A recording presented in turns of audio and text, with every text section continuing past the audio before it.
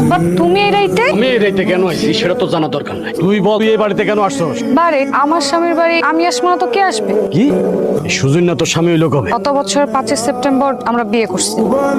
তালুকদার সাহেব, আপনি এত রাইতে আমার বাড়িতে কি মনে কইরা? তোমার ভাইবে আমি খুব ভালো ছেলে মনে করছি, কিন্তু ওই মোটেও ভালো না। ওই আমার মাইয়ারে প্রেমের জালে ফাঁসাইয়া ধুলায় ভালায় নিয়ে আইছে। বিশ্বাস করেন তালুকদার সাহেব, আমি এসবের কিছু। তুমি চুপ করো, যা বলার আমি বল। আব্বা তোমার এই পছন্দের পোলারে ফিরে যেতে কও, আমি আর সুজন বিয়ে করে ফেলছি। সন্ধ্যা, তুমি সুজনের সাথে সংসার করতে আসছো? তোমার কি মাথা ঠিক আছে? ভাইজান আপনার ইতিহাস কিন্তু আমার খুব ভালো করে জানা আছে, তাই আপনার নিজের একটা সরকার আছে না, সেই সরকার তেল দেন। আমার বিষয়ে আপনার ভাবতে হইব না। কথার কি ছিড়ি দেখছো? তুমি আব্বাজানের সাথে ফিরে যাও। অসম্ভব, আমি তোমার বাড়িতে আসছি তোমার বউ হয়ে, আর যদি আমার বাড়ি থেকে বের হইতে হয় লাস্ট হয়ে বের হবো, তার আগে না। তাহলে আমার মান সম্মান তুই রাখবি না? আমি আমার ভালোবাসার মানুষটা বিয়ে করছি আব্বা, সে হইতে পারে গরিব, তাতে যদি তোমার আপত্তি থাকে তাতে কি করার আছে আমার? তার মানে তুই মানুষের সামনে আমার অপমান করবি?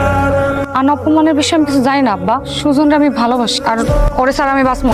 তোমার না হয় আব্বা নিঃসন্তান হয়ে বেঁচে থাকার চেনা, আমি না হয় একটু কম সম্মান নিয়ে বেঁচে থাকো। তালুকদার সাহেব, আপনার মায়ের সাথে আমার পোলার বিয়ে হয়নি, ওরা মিথ্যা কথা কইছে। আপনি আপনার মায়ের নিয়ে যান। না আমার মাইয়ারে তো আমি ফিরাই নেব না, আর আপনি কষ্ট করে মিথ্যা কথা বলা লাগবে না। ওই চল তোরা আমি একটা কথা বলে রাখতেছি, মন দিয়া শোন। যার প্রেমে মইজা তুই তোর বাপেরে অসম্মান করে বাড়ির থেকে বাইরে করে দিচ্ছিস না, একদিন ওরাই সামান্য একটু স্বার্থের জন্য না তোর সুইরা ফেলাই দিব। তালুকদার সাহেব, তো আমার কথাটা একটু শোনেন। তোর কোনো কথা আমি শুনতে চাই না, ওরা এখন দেখার বাকি আছে আমার। আমি তো বাসা থেকে সোনো পাউডার কিছুই আনতে পারি নাই, তোমার আমি একটা লিস্ট দিতেছি, ওই অনুযায়ী কেনাকাটা করে নিস। ভাইজান একটু খাড়াও।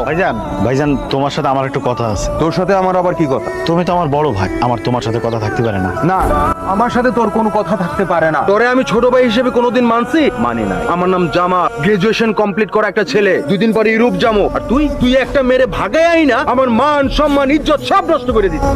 ঠিক ভাইজান, আমি সত্যি করে কইতাছি, মানে আমি নিজেও জানতাম না সন্ধ্যা এমন একটা কাম করব। কি কইবি ক? আমার কাজ আছে। তোমার কাছে কি 1000 খানেক টাকা হইব? কি 1000 টাকা? হ্যাঁ ভাইজান, জানোই তো হঠাৎ করে নতুন বিয়েটা করছি, আর আমার হাতেও টাকা পয়সা নাই। মানে বউ কইছিল কিছু সদাই আনার জন্য। বউ সদা আনতে কইছে, সেটা আমার কষ্টকে। ইনকাম করার মরদ নাই, বিয়ে করছিস কেন? কি করবো কও, হঠাৎ তো হয়ে গেছে, এখন আমার তো আর কিছু করারও নাই। মানে আমার কোনো সমস্যা হইলে আমি তো বড় ভাই তোমার কাছেই আসবো, তোমারই জানাম। না, আমারে তুই জানাবি না। তোর কোনো ব্যাপারে আমারে জানাবি না। যেখানে খুশি সেখানে যা, আমার সাথে তোর কোনো সম্পর্ক নেই। ভাইজান অন্তত 500 টাকা দাও আমারে। 1 টাকাও তুই পাবি না। টাকা কি গাছে ধরে? আমার কত টাকা লাগে তার হিসাব আছে?